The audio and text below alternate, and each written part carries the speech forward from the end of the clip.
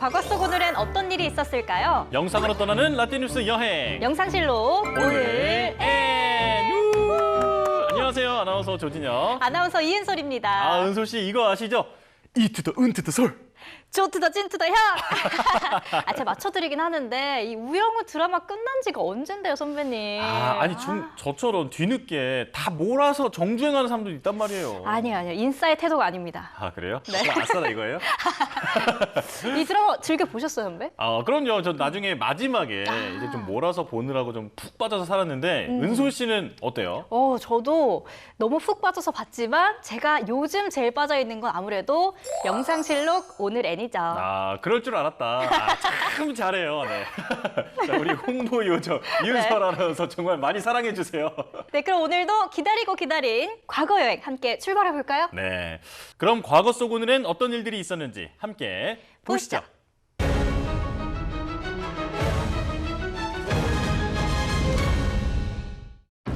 아름다운 우리의 말 한글. 그런데 우리가 한글을 사용하기까지 수많은 한글 학자들의 순환이 있었습니다.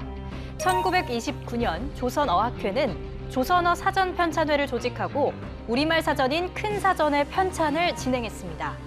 이후 이를 알아챈 일제가 방해하려는 움직임을 보이자 학회 회원들은 출판을 서둘러서 1942년 4월 그 일부를 대동출판사에 넘겨 인쇄하기 시작했는데요. 계속해서 강제 해산의 구실을 찾던 일제는 함흥 학생 사건을 꾸며 이들을 탄압했습니다. 그런데 함흥 학생 사건은 어떤 사건이었나요? 이게 그해 여름에 함흥 영생고등여학교의 한 학생이 기차 안에서 불온 언동으로 신문을 받았는데 일제 경찰은 이걸 꼬투리를 잡아서 이 학교 교사였던 정태진을 체포한 사건입니다. 당시 정태진이 사전 편찬을 맡고 있었거든요. 그런데 이 정태진은 고문에 못 이겨서 조선어학회가 독립운동 단체라고 허위 자백을 했고 그 불똥이 조선어학회 회원 전체로 번지게 됐죠. 그렇군요.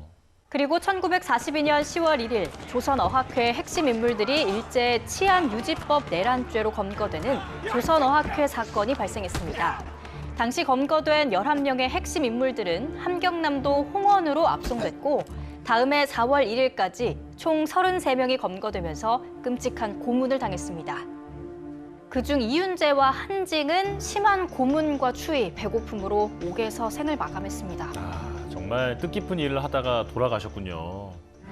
당시 실형을 받은 사람들은 1945년 해방을 계기로 풀려났고 강제 해산됐던 조선어학회는 1949년 9월 조직을 정비해서 한글학회로 이름을 바꿨습니다. 그리고 그들은 1957년 현재 우리말의 토대가 되는 큰 사전을 완간했는데요. 민족의 정신과 같은 우리말, 한글의 찬란한 역사 뒤에는 목숨을 걸고 우리말과 글을 지켜낸 위인들이 있었습니다. 이 얘기를 들으니까 또 우리말을 전하는 직업을 갖고 있는 또 사람의 입장에서 가슴이 뜨거워지는데 맞습니다. 자, 큰 사전 완간의 토대가 된 조선말 큰 사전 원고가 2020년 우리나라 보물로 지정됐잖아요. 잘 알고 있네요. 그럼요. 맞아요. 조선말 큰 사전은 전국 각지에서 사투리와 우리말 자료를 보내오고 영친왕이 후원금을 기부하기도 했던 온 국민의 우리말 사랑과 민족 독립의 염원이 담겨 있는 자료란 점에서 의미가 큽니다. 네, 한번 읽어봐야겠어요. 네. 그럼 이번엔 1956년으로 가보시죠. 1956년 10월 1일 제1회 국군의 날 기념식이 6회 공군 합동으로 서울 운동장에서 성대하게 거행됐습니다. 제1회 국군의 날인 10월 1일을 맞이해서 서울 운동장에서는 이 대통령 각하를 비롯한 내외 귀빈을 모시고 3군 합동으로 성대한 기념식을 거행했습니다. 그런데 이때가 1회면 이전까지는 국군을 기념하는 날이 없었던 건가요? 아니요. 1945년부터 기념일이 있기는 했었지만 이게 육군과 해군, 공군의 기념일이 각각 10월 2일, 10월 11일, 10월 1일로 달랐어요. 국군의 날이 제정되면서 3군의 기념일이 통합된 거죠. 1956년 9월 14일 국무회의에서 1950년 10월 1일 3, 4단 24면대 병사들이 강원 양양 지역에서 최초로 38선을 넘어 북진한 것을 기념해 10월 1일을 국군의 날로 제정했습니다. 제1회 국군의 날 행사는 한강변에서 공군 제트 전투기 편대의 시범 비행과 낙하산 강화 등 놀라운 묘기가 펼쳐져 시민들의 박수를 받았는데요. 혹시 군대 계실 때 국군의 날 행사 겪어보셨어요? 그럼요. 오. 그때 제가 사실 특전사에서 복무를 했는데 네. 그 특전사는 이제 그런 국군의 날 때 이제 각 전국의 특전사 부대에서 몇 명씩 추려서 팀을 꾸린 다음에 특공무술 같은 것도 이제 시연을 하고 아니면 어떤 부대가 통째로 그걸 맡아서 하기도 하거든요. 이 특공무술 하실 때 네. 기합이 남다른 걸 또 보실 수가 있어요. 어떻게 하는 그분들 그냥 얍 이런 게 아니에요. 완전- 비명을 지르시거든요. 귀를 이렇게 모아가지고 이야 이렇게 하세요. 특전사는 다르네요. 이후 국군의 날 행사는 1956년부터 1978년까지 매년 대규모 행사로 진행해 왔는데요. 1958년부터는 회차 표현이 아닌 1948년 국군 창설을 고려한 건군 10주년 국군의 날로 호칭을 바꿔서 지금까지 유지되고 있습니다. 그럼 이번엔 2011년으로 가볼까요? 2011년 10월 1일 덴마크가 세계에서 처음으로 포화지방이 많이 포함된 식품에 비만세를 부과했습니다. 비만세는 당시 덴마크 정부가 국민들의 지나친 비만을 막기 위해 내놓은 정책이었는데요. 2.3% 이상의 포화지방산을 함유한 제품에 대해 포화지방 1kg당 16크로네의 세금을 추가로 부과한다는 내용이었습니다. 당시 비만세는 버터와 우유에서부터 피자, 식용유, 육류, 조리식품까지 포화지방을 함유한 모든 제품에 적용됐는데요.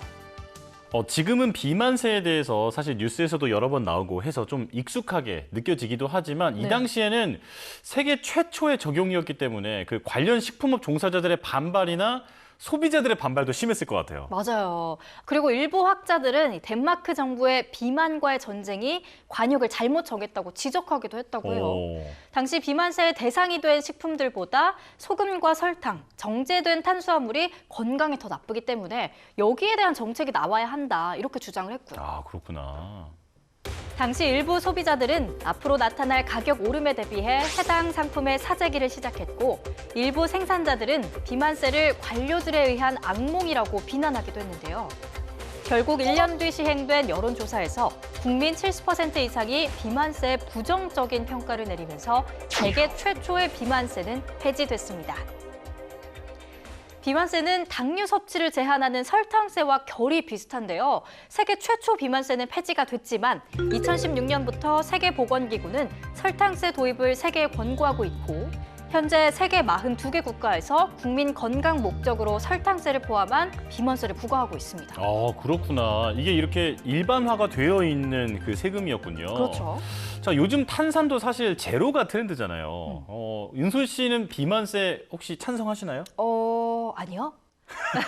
아, 단 걸 좋아하시나 보다. 너무 좋아요. 탄수화물도 좋아하고 너무 좋아하기 때문에 저는 폐지에 한 표를 던지겠습니다. 아, 네. 네. 이뿐만 아니라 10월 1일엔 또 다른 역사도 많았습니다. 1926년에는 춘사 나운교의 기념비적인 영화 아리랑이 단성사에서 개봉되기도 했는데요. 아, 한국 영화의 선구자셨죠. 그렇죠. 아리랑 개봉은 한국인을 위한 최초의 영화의 탄생이라서 우리 민족에게 하나의 기념비적인 사건이기도 해요. 또 1977년에는 축구 황제 펠레의 은퇴 경기가 펼쳐지기도 했습니다. 펠레, 물론 저도 뭐 직접 보지는 못했지만 축구의 신으로 불리는 분이잖아요. 축신. 맞아요. 펠레는 생애 통산 1363경기 출장에 1281골, 92차례나 해트트릭을 달성한 선수니까요. 와, 수치로 보니까 정말 비현실적인 수치인데. 축신 맞죠? 그러니까요. 그런데 예언은 거의 다 좀 틀리시지 않나요? 그리고 1996년에는 러시아 블라디보스토크에서 최덕근 영사가 정체불명 괴한의 피습으로 사망한 사건도 있었는데요. 아, 범인은 누구고 왜 이런 짓을 저지른 건가요? 당시에 북한의 소행이라는 추측이 있기도 했는데 이후 단순 강력범 소행이라는 잠정 결론이 내려지면서 여전히 미제 사건으로 남아 있습니다. 자, 이렇게 오늘도 열심히 과거 속으로 달려봤는데요. 영상실록으로 만나본 오늘의 과거, 여러분은 어떠셨나요? 그럼 다음 시간 더 알찬 이야기로 만나요.